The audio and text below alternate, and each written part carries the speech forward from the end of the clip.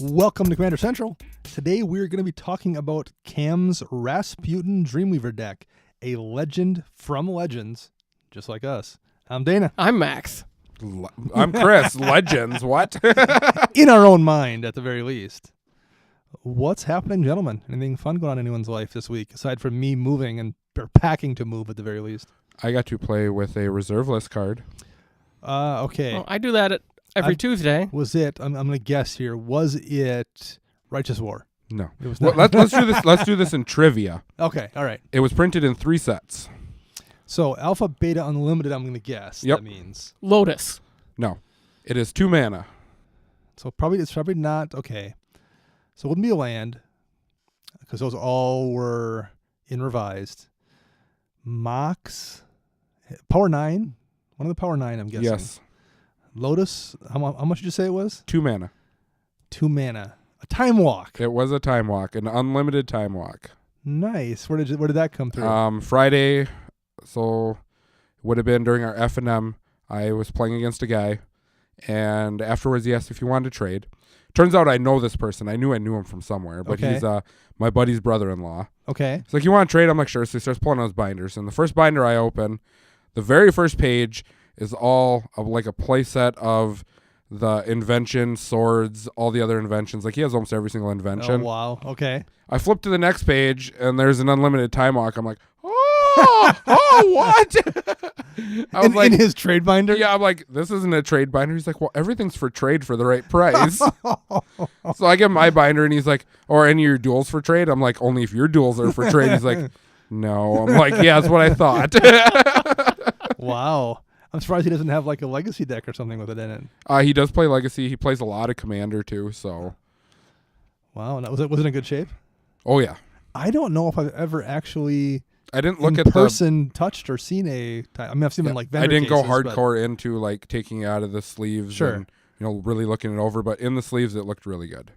Nice. That's super cool. That's great art on that card too. Yeah, I couldn't believe it. Like I looked at it and there was a new player standing next to me as we're doing the trade, and I'm like, yeah, that's a very expensive card. He's like, oh yeah, how expensive? I'm like, you got MTG Familiar? He pulls it up. He's like, I'm like, yeah. Wow. Nice. That's very cool. So you knew the guy, but like you probably had no idea he had played or anything, let alone that he had that. No, kind of- I was just like, God, I know you from somewhere. And then another buddy of mine came into the shop and we're talking about his brother-in-law, and he's like, oh, that's where I remember you from their wedding. And I'm like, and Nice. who are you? And he like explains. I'm like, oh yeah. And now he's a forever Time Walk guy. Yep. Any fun games anyone played this week? I had one I'm going to mention briefly. Well, actually, there's 2. The first one was a game I mentioned a couple weeks back on a show where a player had like a life from the loam that was perfect, where he was just cycling lands and drawing off a life, and we couldn't deal with it. I was playing against that player in that same deck again, and I had a Bajuka Bog in my hand, and I'm like, oh, it's in my first 3 cards. Usually you want to dump it on turn 1, but I had an expedition map too. So I'm like, okay, well, I won't play it on turn 1. I'll play it on turn 3, because turn 1 I will play X map. Turn 2 I'll play another land, and then I can crack X map on turn 2. And then I guess I'm just stuck playing Bajuka Bog on turn 3, whatever. So I turn 1, turn 2, pass a turn, and goes around him, and I can't remember what he did, but he's like, oh, guess I got to discard, and discards Life from the Loam, because he had intentionally skipped the land drop so he could pitch life and pass the turn to me. And I'm like, I'll just play my land right away. Bajuka Bog that Life from the Loam. See ya. That was great. Please tell me you looked at him and be like, that is payback for last time. I did. You Max did. was next to me. I did. I And he's like, that's fair. yeah, right. Did right. Exactly. And then I played against an Archangel Avacyn deck a couple of games, I think. And why I'm mentioning That's the flipping one, right? That's the flip Avacyn. And the deck itself was mostly kind of Boros good stuff. It was fine. However, the reason I'm going to mention it is because it's also where my MVP card for the week came from. Sunforger in that Boros deck did a ton of work. We just, on the Dr. Mike Deck Tech show not that long ago, were all not loving Sunforger. Boo. So I fired Max last week. I guess I'm firing you I'm now. fired now. I'm all by my lonesome. Oh, no. Good thing you have a key to the dungeon to do. Right, exactly. So Didn't we just knock that card like we 2 weeks just ago? did, and it did. It wasn't like busted in that deck. It wasn't like I'm going to tell this crazy story because she just used it to generate value a couple of different times. But in that Boros deck, it did a decent amount of work. She saved herself from a wrath at one point with a Boros Charm. She did something with someone was going to go kill her Avacyn Angel of Hope or steal it or something, and I believe she oblationed it off a Sunforger as well to keep Avacyn from, better to have it die and draw you 2 cards than to have someone steal it. So that was a pretty decent play too. It just did a good amount of work in a Boros deck. If you have any opinions on Sunforger and want to send them our way other than it's awesome, how would you do that? You can find Dana on Twitter at Dana Roach. Dana, at Dana Loves Sunforger at twitter.com. So for us, for the show itself, it's at CMDR Central. We do a lot of Twitter stuff.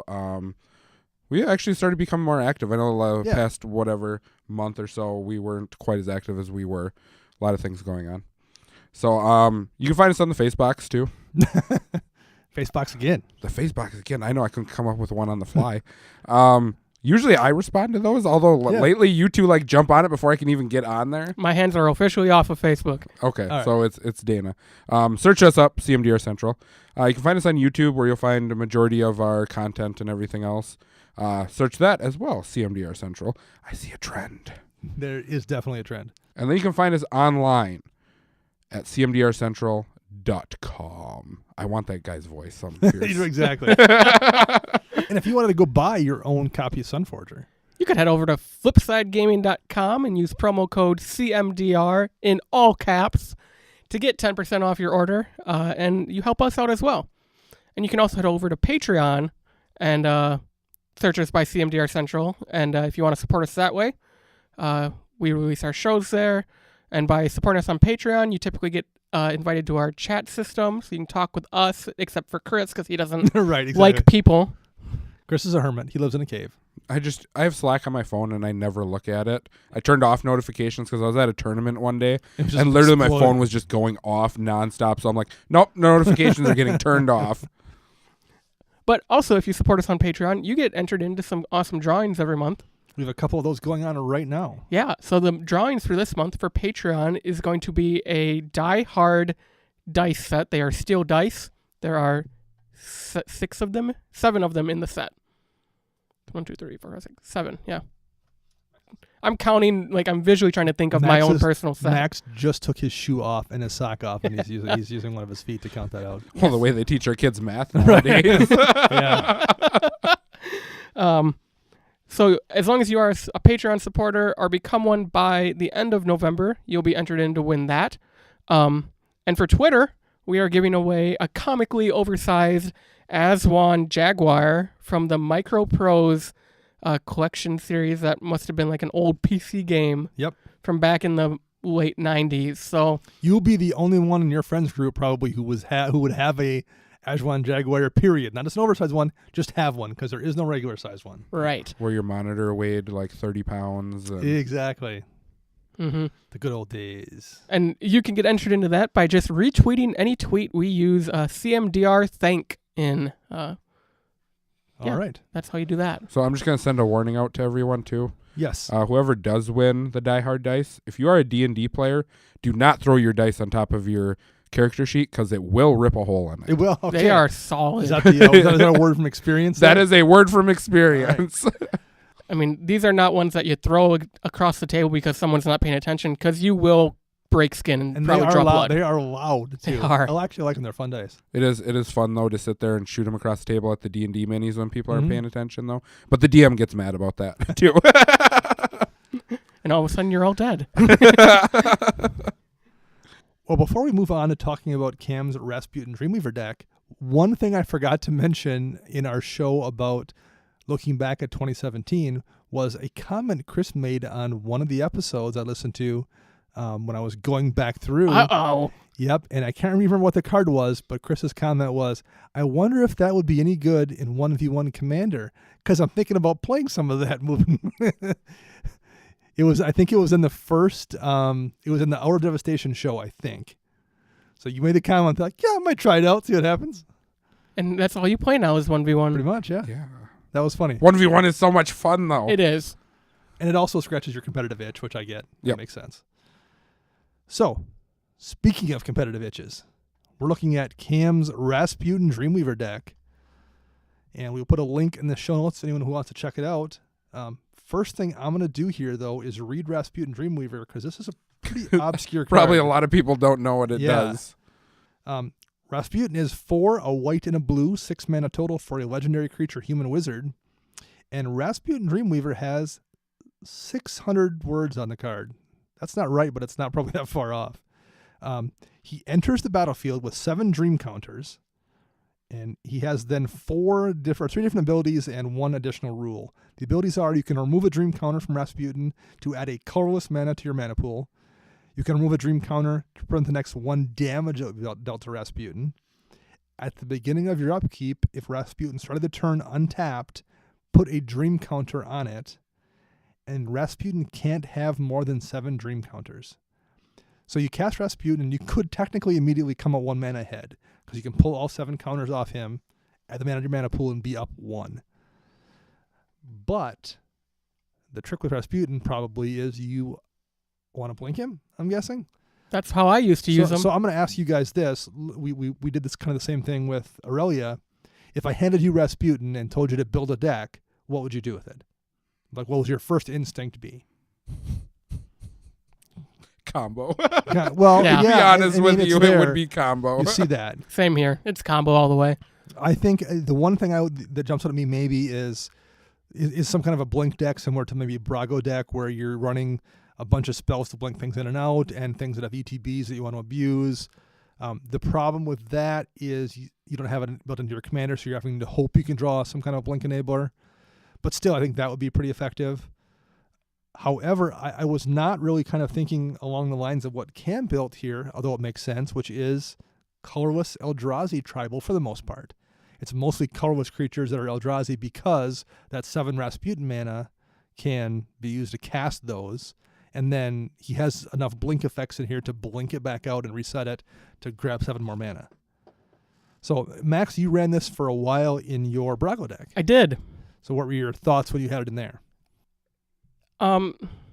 It's nice. I mean, 6 mana for 7 Right. is great. And in the turn you play it, basically, you can play Rasputin, pull the mana off it, And Rift. or something with Brago and blink it again. So you're in the Brago deck especially, it's not just one turn. You're repeatedly every Right. time, as long as Brago can swing through, generating a ton of mana. Mainly what I ended up using Rasputin for when he was in the deck was just fuel stuff like Sphinx's Revelation or any big X spell, or it was the 6 of the 7 mana for a Rift. Like, it was just Right. cool. I don't need to tap my rocks or my lands. I just have a free 7 mana. The one thing I do remember about Rasputin in that deck was thinking a couple different times when you had it out, you had Rasputin out, but you also had Mana Vault, and you also had Basalt Monolith, and you would also have Worn Power Stone or something. And it was too much. It was mana. You didn't need the ability to blink Rasputin to make a bunch of mana when the cheaper, harder to kill mana rocks got you there. Mm-hmm. Got you enough mana to abuse. You didn't need to abuse Rasputin too. That is 100% correct, and that is why he got cut. And he's a 6-drop, and in Brago, I mean, my curve is just over 3.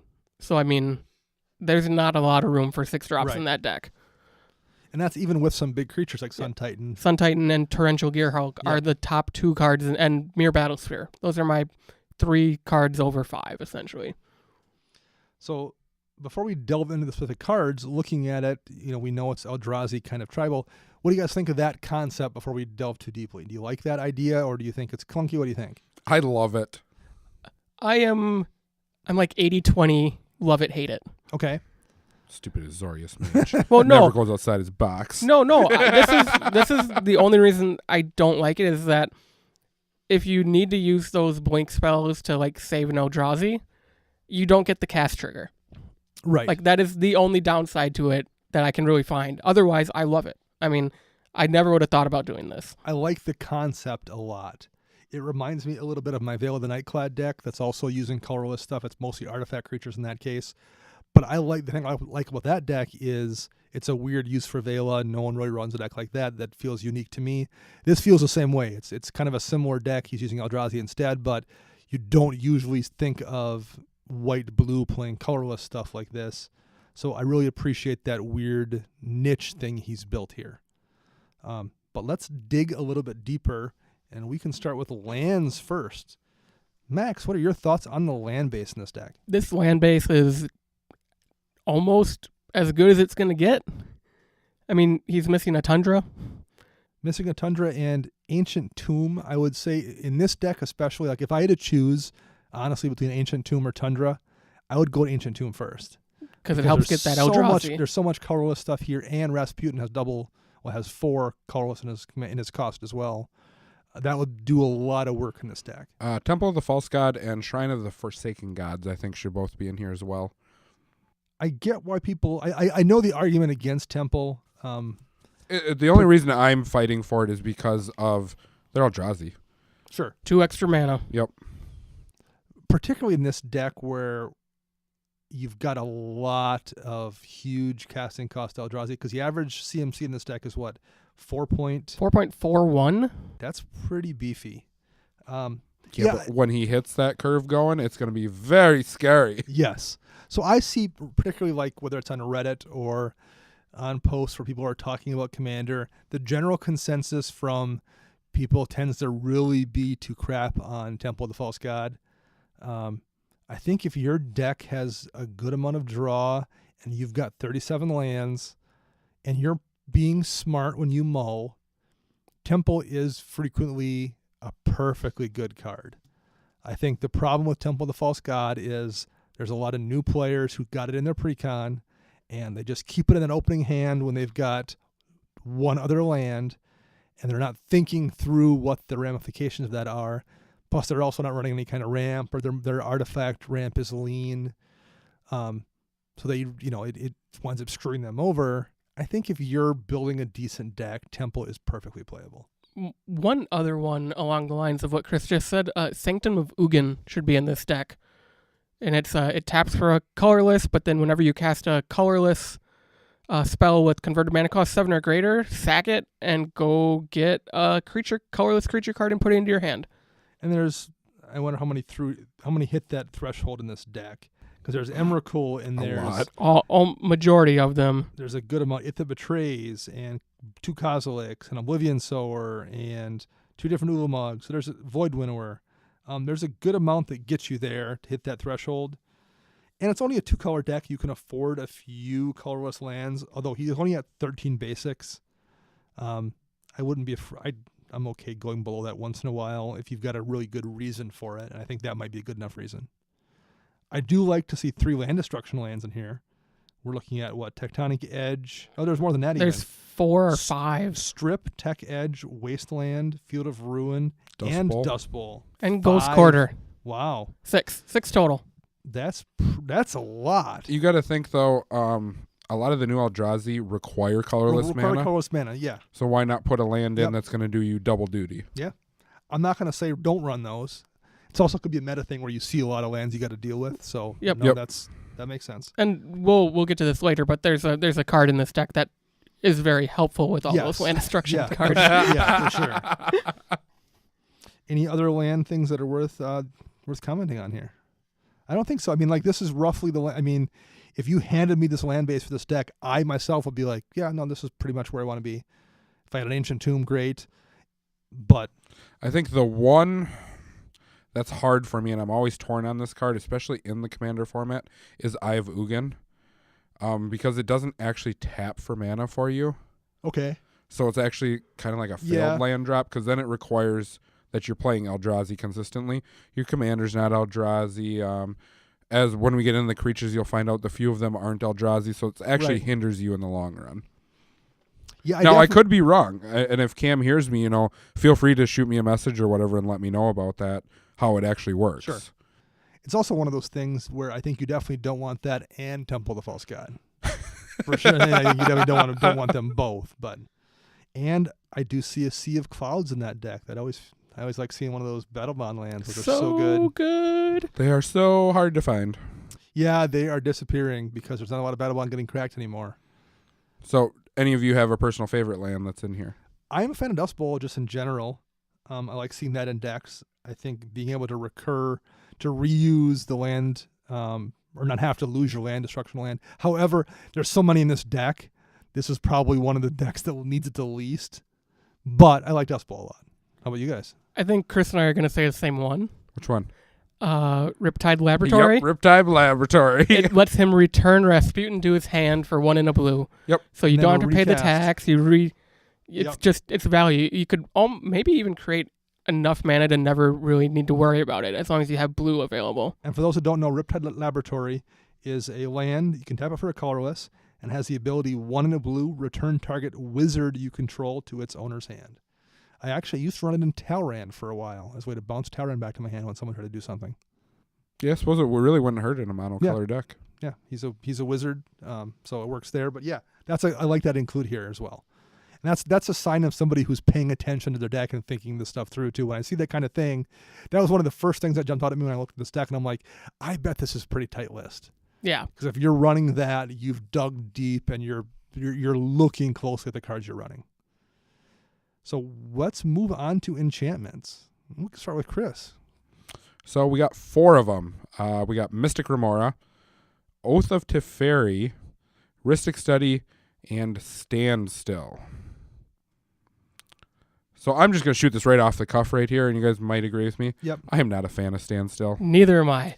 I feel like there's something I'm missing in terms of a combo with it. That's what I've been... Like, I looked at this list last night. I looked at this list today at the office, and I immediately said the same thing. I don't get Standstill. I don't want to help my opponents by giving them 3 cards, because Standstill is an enchantment for 1 in a blue. Whenever a player plays a spell, sacrifice Standstill. If you do, each of that player's opponents draws 3 cards. So my initial reaction was like, well, when it's down to me and one other player, that's fine, because then I draw 3. But even then, it's only 5. It's not You're bad. netting 2? It's good. It's like that's a good draw. Usually you have to spend 3 or 4 mana to draw 3 cards, and in this case you're getting it for 2. But it's an enchantment that has to sit around and play. Although I guess when someone casts a spell to remove it, then you get to draw. So it's really essentially a sorcery speed spell for the most part. Yeah, I'm really curious. This is the one I want to hear back from Cam about, if there's some particular reason he's using Standstill. It strikes me, I think I've seen it in a few CEDH lists where the point is you don't care what happens because you're going to win in the next turn anyway. But so this isn't one of those decks, though. I don't think I it is. don't think it anyways. is either, but there's... So, yeah, I'm just genuinely unsure of what I'm missing with it. So I would like to hear, because that wouldn't surprise me if he's like, oh, well, because of this and this, that's why I run it. And I'm like, oh, all right, that makes sense. I mean, I don't even see a way to like recur it. Right, not really. And it's a sacrifice. So there's no like shenanigans with Indestructible. The other 2, though, the other 3 cards, Mystic Remora and Rhystic Study, are great, great efficient draw packages in these colors. And Oath of Teferi being able to It's a blink. enabler. And he is running 4 Planeswalkers, Right, which we'll yeah. cover later. So Yeah. But otherwise, yeah, I don't really have anything to add, knowing the type of list this is, being Eldrazi. There's not much more I would want to add that would actually help this deck win. Yeah, I might, I'm a fan of Darksteel Mutation because I like being able to turn a creature off and not have them have access to it again. If Path Exile is a great card, but if you hit their commander, they just recast it in the next turn. I like being able to Darksteel Mutation something and have it just be bad. Particularly because this is a deck that is worried too much about. There's enough trample bodies and things like that. So during our last 1v1, we had someone cast Darksteel Mutation on my partner's Lavinia, Okay. who had 2 swords on her, and we're like, She's just we're just indestructible. like, sure. She's still a 5. And then he's like, why? And we're like, well, because then the swords just give her the bonuses anyways. Yeah, she's a He's like, 5/6. oh no. Yeah, she's a 5/6 at that point with the sword bonuses and indestructible. Yeah, it was quite stupid. They're like, oh, that wasn't a good play. And he didn't have the one sword that has white on it. Yeah. The weak ones. The one thing I might, assuming we're not missing anything with Standstill, The one enchantment I might recommend in that slot here is land tax. Blue and white really don't have ways to ramp, and being able to always hit that land drop consistently, and it's only 1 mana, but it's one of the ones I would maybe consider in that slot. So, anything else from you guys for enchantments? There's only 4 of them. That's pretty tight. How about creatures? It's Eldrazi for the most part. It's Eldrazi or Blink enablers for the most part, or things that interact with that. Yep. Deadeye Navigator is obviously a perfect card with Rasputin. Things like Desolation Twin, number 1, it's a colorless Eldrazi. Now, it's a cast trigger, so you can't really abuse it with Blink, but it's a 10/10 for 10, and if you get that out, that's a lot of damage with someone swinging at you that you can probably cheat out much quicker than they're ready for because of Rasputin. And that's basically the trend all the way down. Things like Eldrazi Displacer to Blink, or Emrakul, or Kozilek, or Ulamog. Was there anything that you guys wanted to see in terms of creatures in this deck that isn't there? Some of the low CMC Eldrazi. Just because it gives you a little bit more gentle curve. A big one that popped into my head because you are playing blue, Eldrazi Sky Spawner. Makes the dude. It makes a guy with Yeah. it, and it's a 2/1 for 3. And that guy you can sack to gain additional mana. Yep. Another one was Thought Knot Seer, especially playing this with all these heavy hitters. If you draw it late, you can look over at whatever player that has the threat that could kill your Eldrazi. You cast Thought Knot to look at their hand and rip that threat out and exile it. I mean, if they kill it, they get another card, but you exiled that one threat, and you're playing in a singleton format. Right. And Thought Knot is an ETB. It's not a cast trigger. Yep. So you can blink it and abuse it as well. Yep. Yes. I mean, they get to draw the card when you blink it, but they don't get whatever you exiled back. No, you're just ripping out whatever's the scariest stuff there. Another one that popped into my mind, seeing how there's a walking ballista in here, why not run Hangerback Walker? Yeah. That's I a mean, good it call. can just become a chump of some sort that you just, so you make them huge, but then you can just, chump them off and get a whole bunch of tokens. Or a board wipe gets rid of them and you get all those tokens in response. I also like the idea of Eldrazi Mimic. Yes. Early game, it's a 2/1, not anyway. But then if you ramp fast enough and you get out like Kozilek on turn 5 or turn 6, now you have two 10/10s, or Kozilek Butcher Truth is what, a 12. You have two 12/12s, and one of them can attack. Yep. And that could be with your Eldrazi Temple, or not Eldrazi Temple, but Eye of Ugin. You can just play them for free out of your hand. Yeah. One creature I was kind of thinking about that is not on the list. It's not an Eldrazi and it's not entirely colorless, but I was curious if Gale Powder Mage would be worth running here.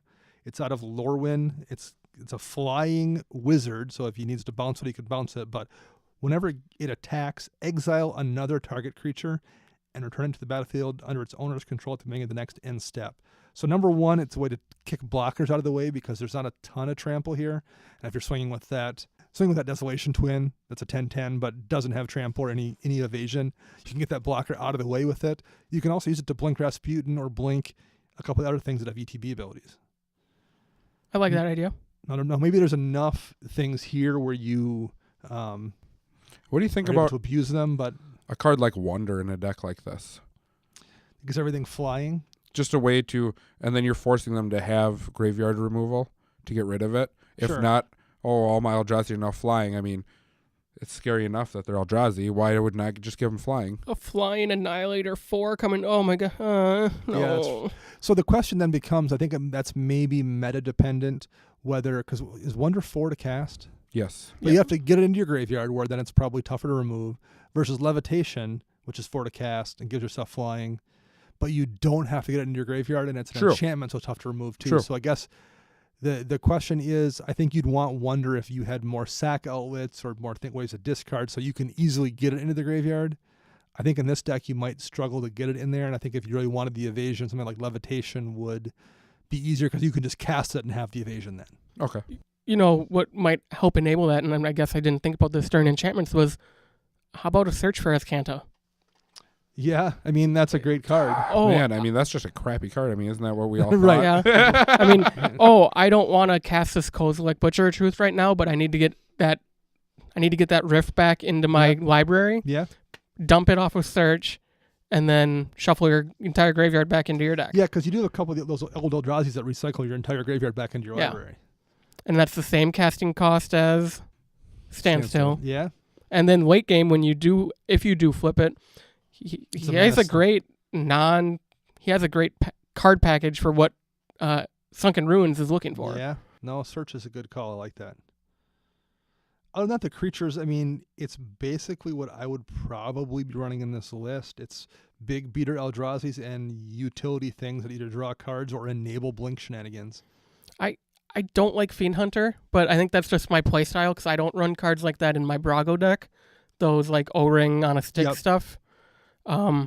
See, if I did anything for an O-ring on a stick, it would have to be Palace Jailer. Yeah. Get the Monarch.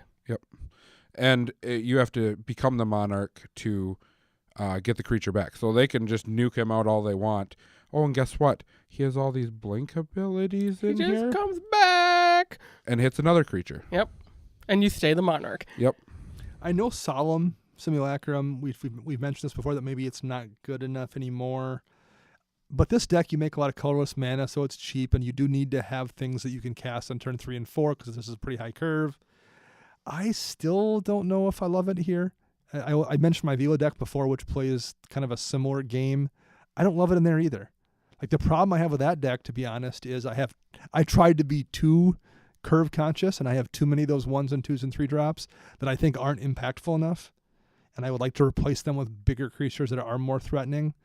And I do think you run that risk if you're trying to focus too much on keeping low-cost cards in your deck. You can have too many things that don't get you anywhere. I don't think Solemn is bad. And there is enough blink shenanigans you can abuse it a little bit, but it's not as easily abusable as it is in a Brago deck. Yeah, I've actually been falling out of favor with that card in any deck that I sketch up. Aside from my Alesha deck, Because you can recur it. I just keep recurring it repeatedly. So he just becomes hi-ya repeatedly. Right. Block him, I dare you. Draw a card, then get a land. Draw a card, then get a land. How about Brago?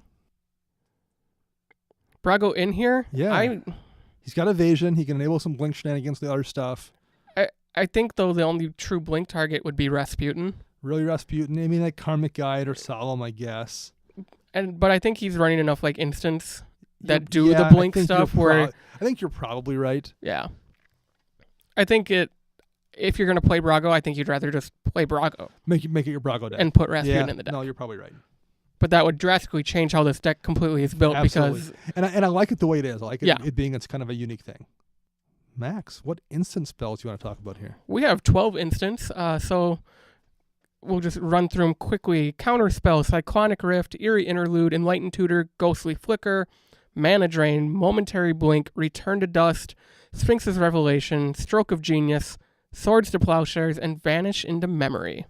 So we have 2 counterspells in addition to Draining Welk as a creature. So that's 3 counterspells total. And he has the new Kozilek, which is a pseudo counter enabler, but it's really niche. I like the blink stuff because it's not Brago, and I'm gonna apologize now. I'm gonna really make a lot of comparisons to Brago because you play a lot of Azorius anyway, so this kind of is right in your wheelhouse. I'm not a big fan of Vanish into Memory. I've tried it. I think in this deck, if you're gonna put it on like an Ulamog, and you want to say something? Vanish into Memory on Rasputin nets you 3 cards. Oh. Because you discard equal to its toughness. So you're going to draw 4 and then discard 1. This is kind of the perfect deck for it. Yep. Okay. I missed that one. Good call. No, I ran it in my Sphinx deck for a little while, and the first night I put it in the deck to try it out, I hit a Batterskull with it. Which winds up being draw 4 and or whatever it is. It's 5 actually on a Batterskull. It's a 4/4. Is it a 4/4? But discard 0. Draw 4, discard 0. So that felt really, really good. And it was a combat trick because the Batterskull was swinging in. So I stopped the damage. They had to then re-equip the Batterskull onto something else. It was a great play. And then the next 3 or 4 times I drew it, it was a situation where there was no good targets, and my deck itself didn't have any really great targets. So I like the card a lot. I think it's one of those cards where 95% of the time it's not consistent enough. And I think this deck might be the one where it is. Another thing I like about this card in this deck is, let's say I hit my Ulamog with it, Mm-hmm. or my Kozilek. Draw 10, draw 12, whatever. Okay, now I have to discard X cards. Oh, I discard one of my Eldrazi with all the other cards And and cycle it back shuffle my in. entire Yeah. graveyard back in. Like there's a lot. Okay. Like this is the perfect deck for it. So yes, you're losing the cards out of your hand, but you're sculpting library. the perfect hand type of deal, and you're just pitching them all right back into your library. But Okay. also even absent that, okay, you do it at an instant speed or something to that token off of the Desolation Twin, and you just draw 10 because someone goes to block it or something. You're like, okay. I mean, for whatever reason, this deck just happens to work out perfectly to be a great deck for that card, which I love. I love that kind of thing, like Triangle Vor, my Glissa deck. That's a terrible card everywhere else, but that one deck where it's perfect, and this is that deck. Yeah. So So otherwise, I mean, for instance, I mean, there's Stroke of Genius for a draw spell, and there's a way to make infinite. There's a Basalt Monolith in this deck. Yep. With the Rings of Brighthearth. So I mean, it can be a kill spell if needed, or just I want to draw my deck. right. Anything else on instance that you guys would recommend to change or add maybe? One thing another reason to suggest something like Ancient Tomb is because Ghostly Flicker also hits lands, and the more of those lands that produce double mana, the more good targets you have in addition to the mana rocks and whatever. So I like Ghostly Flicker, Instant Speed. I like all the Flicker spells in here basically. Momentary Blink especially because you can use it twice. Yeah, that is really good. Return to Dust, I mean, it's versatile. It's an instant speed removal spell, but as, I mean, we've been talking in past episodes, Crush Contraband might be It's a little easier to cast. easier to cast and not as situational to hit two things, but at the same time, you can't hit two enchantments or two artifacts. You have to hit one of each. I would say overall, and this is the good time to mention this, between instants and enchantments and sorceries, which we haven't got to yet, there isn't a ton of targeted removal. There's Swords and Path that are both under instants, and Vanish into Memory works that way. I guess you've Return to Dust. That's really it. And Rift. And Rift, I guess, single right. bounce Rift. Rift, which I tend to always think of as a board wipe more than anything. Same here. I don't know that you need a ton more, but that feels like a little bit less than I myself usually run. This deck reminds me of standard and modern decks, something that they call a mid-range deck, Yes, yeah. where all you're doing is you're just going land drop, a couple of little things here and there in the early game, and then you're just taking over the game with big fatties. And you're willing to take 10 or 15 or 20 damage to the Yep. face and shake it off and deal with that later down the road, Yep. which is how my Sphinx deck tends to play. And I I tend to think shake off. Like, I don't care if I'm down to 15 life. I think a deck like this actually gets advantage being a multiplayer game. Yeah. Because they can't just all focus on you. Eventually someone's going to be like, oh, this threat. And then they're all going to look at him, and you're going to be like, yes, just prepare yourselves. Wahaha. Counter spells. I think Mana Drain is probably, if you have a Mana Drain, you run it. Obviously, Counter Spell is really good. However, if I'm only running 2 counter spells, Mana Drain, of course, I don't know if I run Counter Spell as a second counter spell. No. Leaving 2 blue isn't great, generally speaking. And I do it if I'm in a deck where I'm going 4 deep, I'll have counter spell in the deck. I think I might prefer Swan Song in that slot or Delay. I was going to say this might be a great deck for delay because you're only going to delay the thing that's possibly going to stop your big Eldrazi.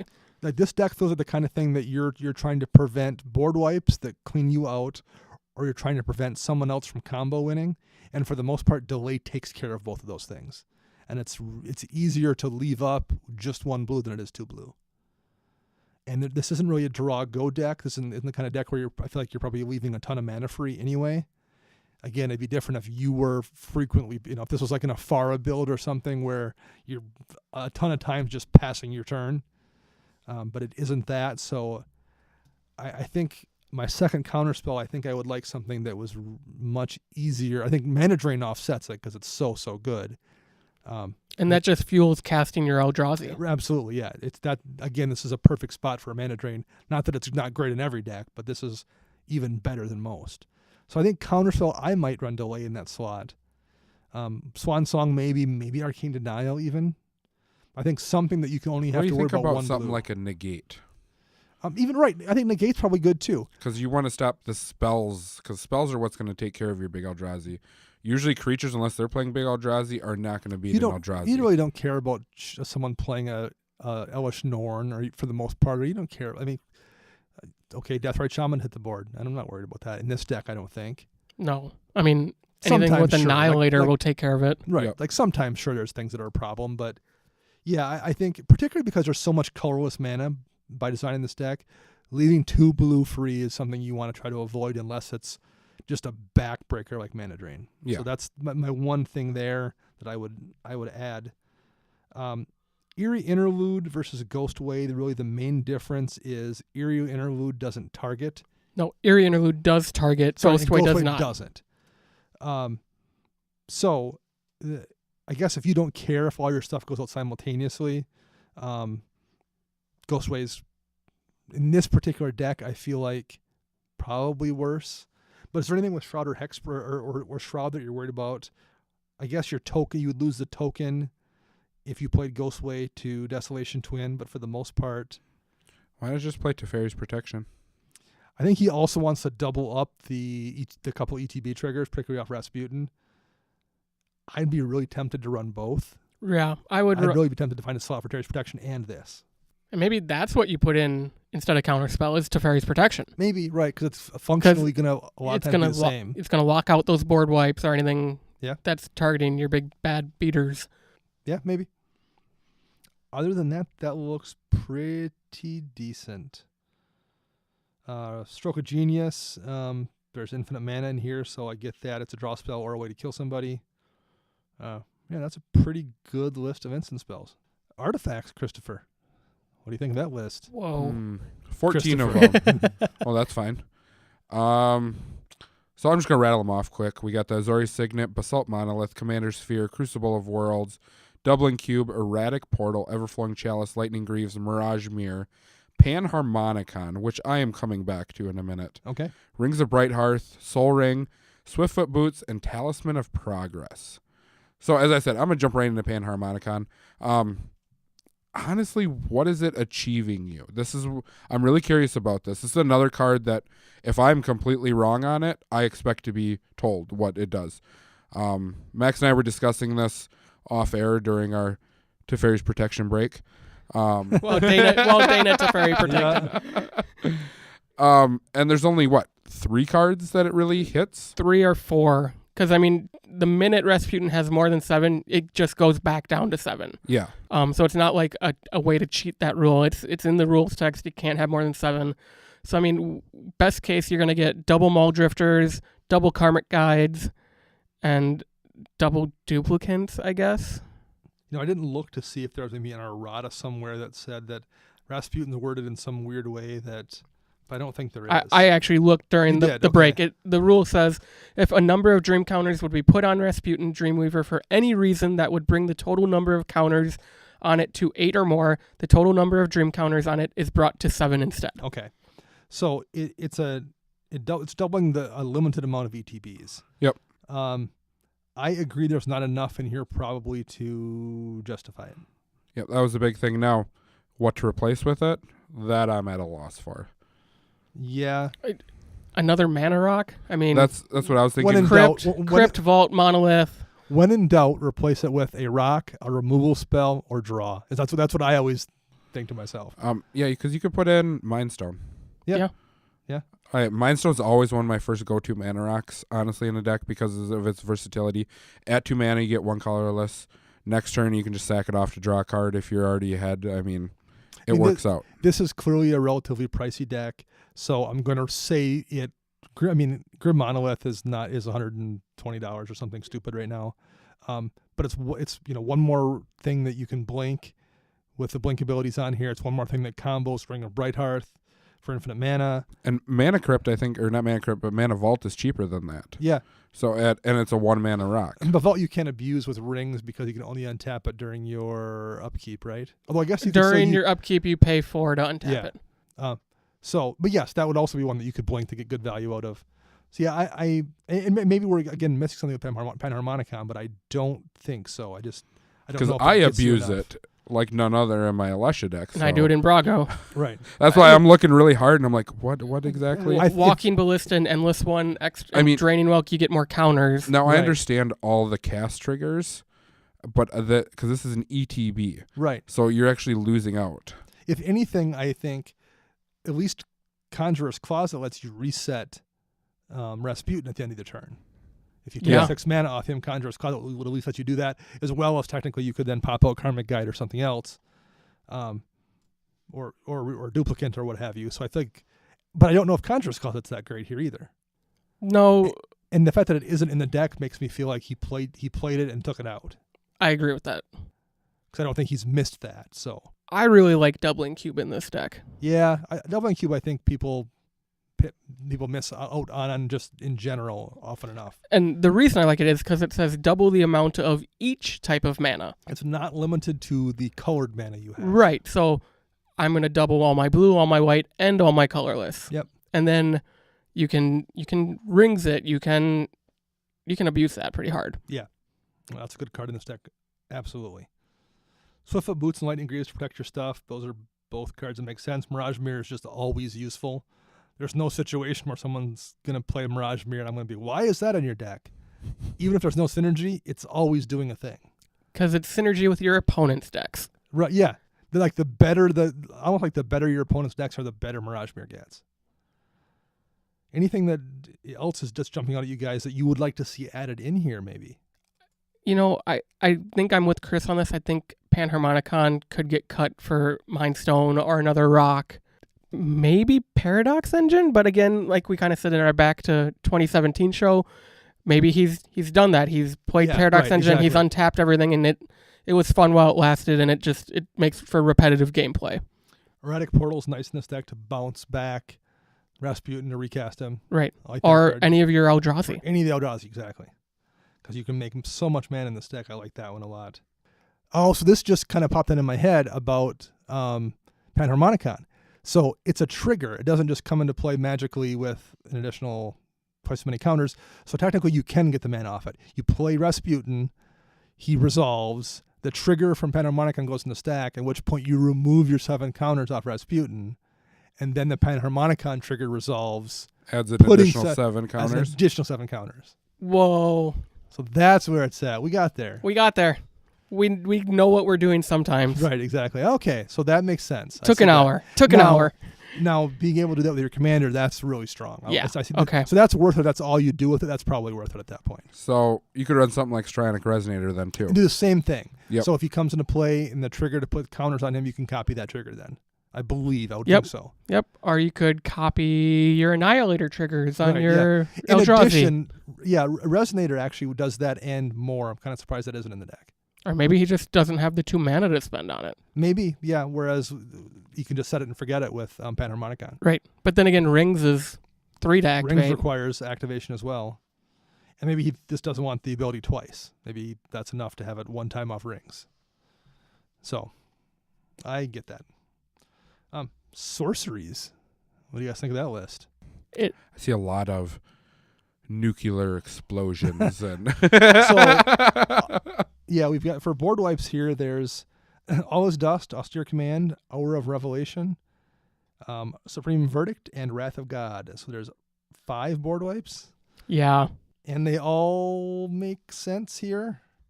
Hour of Revelation, which I like a lot. It's so hard to cast. Trip white is a little bit tricky, and it hits non-land permanents. So there's a lot of artifacts and stuff in this deck. I feel like you're going to be losing a good amount of stuff too very frequently. I was wondering if this wouldn't be a good deck for Cleansing Nova. Oh, for sure. Easier to cast. You can still, it's basically a not as good Austere Command, but it's still pretty good. I've really liked that card a lot. Now, you guys can argue this with me. Okay. I love this board wipe, and hardly anybody plays it. I can't remember the name of it now, because now I'm just your brain dead. Your brain's shot, sure. Yeah, after that Panharmonicon thing. Right, exactly. Boom! But there's a 4-mana board wipe where each player chooses 1 creature and then sacrifices the rest. Okay, so I'm going to discuss why I like this one. Well, Max deck. is... This Divine Reckoning. There we go. So you have Annihilator in this deck. So they save 1 thing Then you annihilate. save your nasty guy. You're just like, attack you with Annihilator. And then it Yeah. forces them to sack off things. Yeah. Or you lose your lands or you lose the creature you kept. Yeah. Yep. I mean, worst comes to worst, I honestly think it's just phenomenal. Yeah. And doing it with It That Betrays kind of seems a little obnoxious. Yeah. Yeah. You are a terrible human being. I am horrible. You are the scumbag this week. We were talking about colorless Eldrazi lists, We so were. this is like in my mind. Yeah. So in addition to the board wipes, there is Recurring Insight as a draw spell, which I'm a fan of. It's kind of a pet card of mine. And you don't see a whole lot of people playing You this one. don't. For those who don't know, it's 6 mana, 4 and 2 blue. Draw cards equal to the number of cards in target opponent's hand, and then it has a rebound. So it's almost always going to get you 3 or 4 cards, and then maybe 3 or 4 the next turn. But there's plenty of times when you draw 6 or 7 off it, and then 6 or 7 next turn. Yep. 6 mana is a lot, and it's sorcery speed, so that's not something I love, but I like the card a lot. The one I am not entirely sold on here is Windfall.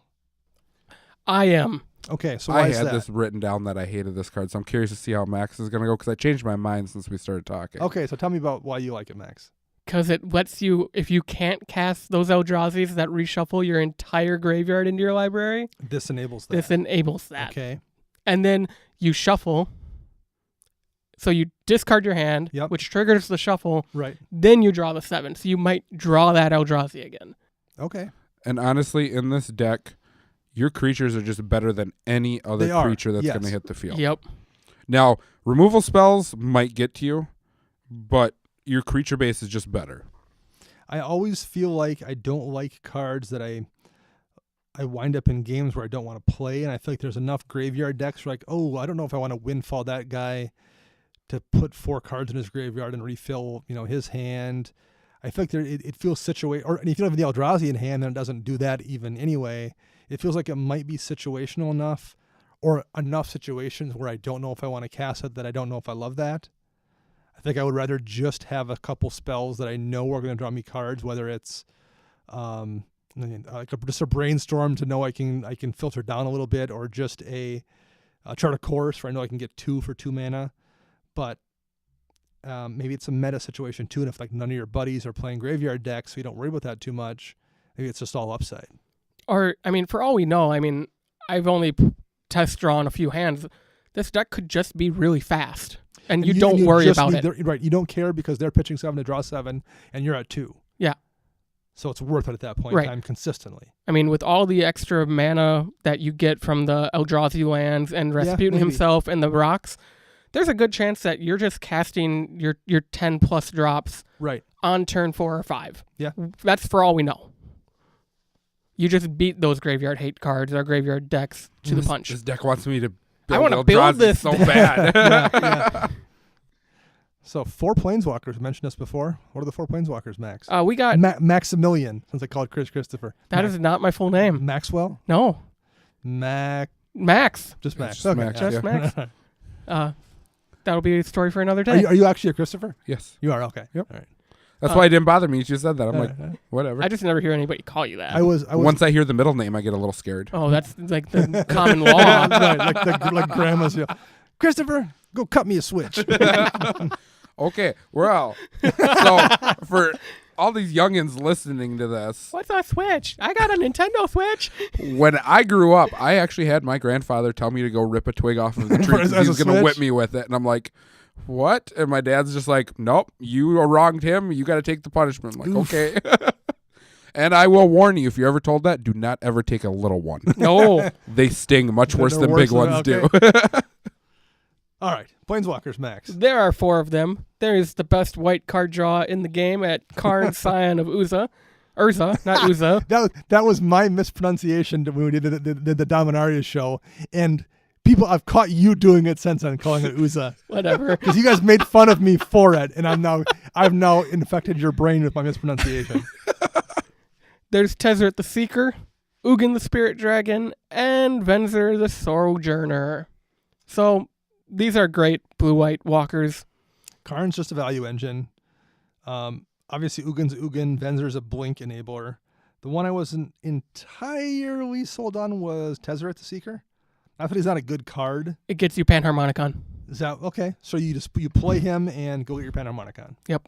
And Or straight anything. into It gets play. you all of your It could mana. get your, it gets you all of your artifacts, Yep. actually. That's a good point.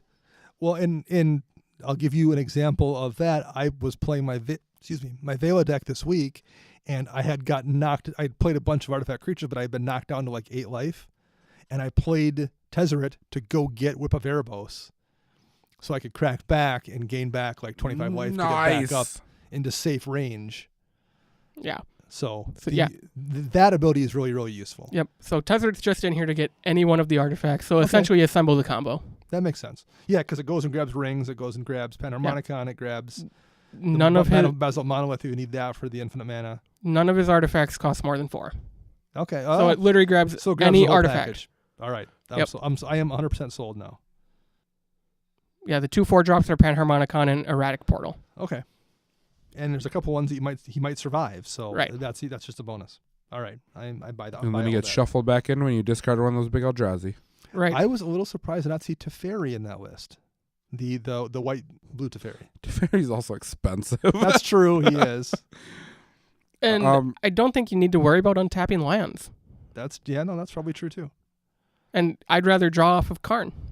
Yeah. The only downside I see with Karn is if they don't give you one of the Eldrazi. Which is fine, because they keep silver counters. Karn dies, and you just shuffle him back into your deck. Yeah. Right. Play him again, and Do it again. oh, I can use any of those cards that already have a silver counter on them. Yeah. Mm-hmm. Now, I kind of would like the other Karn in here, too. Seeing how you're playing a big mana deck, and it becomes a removal spell. Yeah, this deck is light on removal a little bit too. Then you got to play the Tron lands. I will say this as I will argue that all day long. Yes, so I tough to get to in understand, this but deck. No, it's gonna in the singleton format. They're It's really hard to Magic Christmas assemble. Land, yeah. I will say this about Karn. I played them both in my Jeru deck.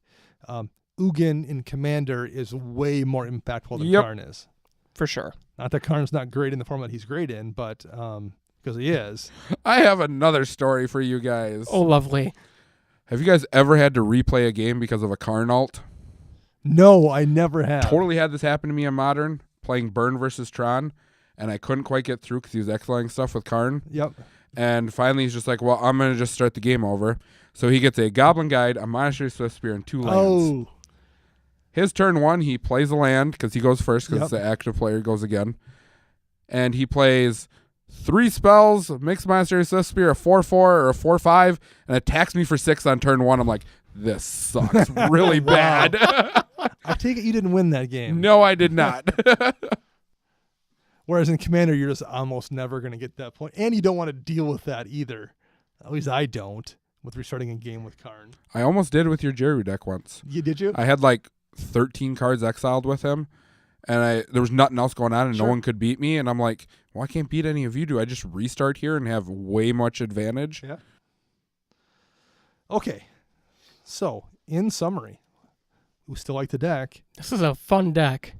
It's a clever deck, and it's a fun deck. I like want to both build those things. Eldrazi now. Really Ramos bad. Eldrazi. Well, and I've been thinking about I'm thinking about it. about turning Vela into a little bit more. Right now, I think part of the problem with that deck is I've got it's all artifact creatures for the most part, and I've got a bunch of artifact things in the deck to enable artifacts, but a lot of times they don't matter because I'm not doing infinite combos or doing really abusive artifact things. Right. So stuff like Scarecrow that brings an artifact back from my graveyard to play is a great card, but for the most part, I don't care about any of the artifacts. So I think I would be better off making that more of an Eldrazi deck. So I might twist my Vela deck a little bit to more reflect this one. I think my final summary, I would still come back to. I think it might need a little more removal.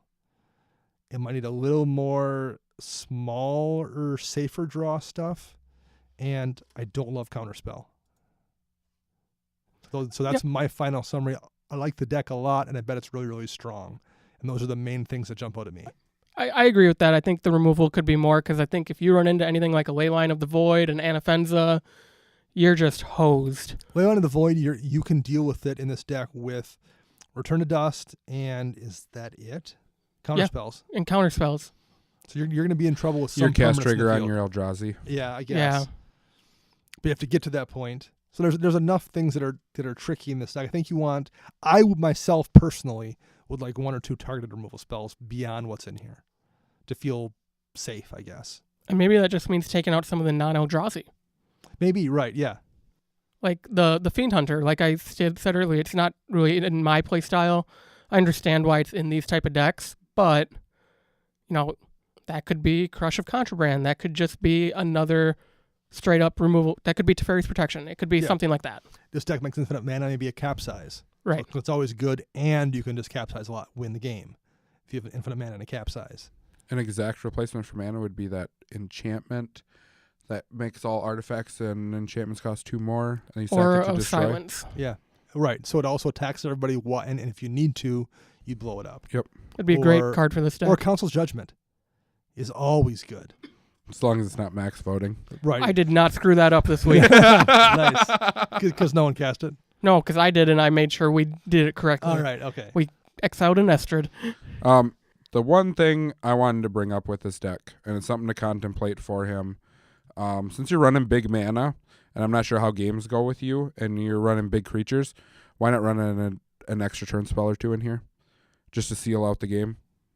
Sure. And I'm guessing that's intentional, maybe? He just doesn't like them. That's what I'm curious about. Because I tend to not run them either in my decks, so I don't like them Because either. the one so I would run would be Nexus of Fate, because it fits in with your theme of shuffling stuff back into your deck. Yeah. Yep. And reuse it again. Just overall an impressive, fun deck, and I like it a lot. I did not expect to see Eldrazi when I opened that Nor list. did I, for sure. Yeah. Yeah, when I opened it up, the first thing I saw was Desolation Twin, and I'm like, okay, what do we have going on here? I'm looking down, I'm like, oh. my thought going in was it was going to be a not as good Brago deck. That is exactly what I thought as well. So I like to see that this is a unique thing that you can only do with Rasputin for the most part in these colors. That's great. So I am a huge fan. I think we're all huge fans of this deck. And Cam, thank you very much for supporting us on Patreon. Yep. We'll be getting in contact to ship out your playmat, Absolutely. your pin, and your foil rare. Nice. Okay. We'll be back next week. Until then, I'm Dana. I'm Max. And I'm Chris.